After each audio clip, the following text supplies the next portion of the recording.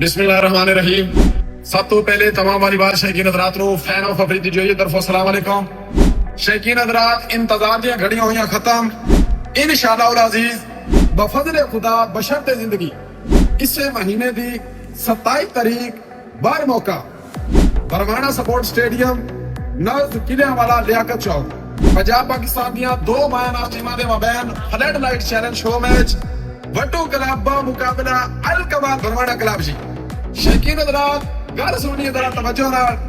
मानी कोड़े ने गल कीती है कि मैं आ रहा 27 तारीख नु सॉरी 28 तारीख नु सर उस तो पहले मैं हाजिर हाँ 27 तारीख नु पिछला मैच तेरे को असी बरवाना स्टेडियम SOP के मुताबिक जीतिया वो गल्लां तैनूं हाले तक याद नहीं।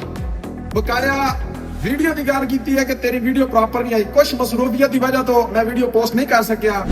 बकाया 27 तारीख नु इंशाअल्लाह SOP के मुताबिक अल कमाल बरवाना स्पोर्ट स्टेडियम में मौजूद सा।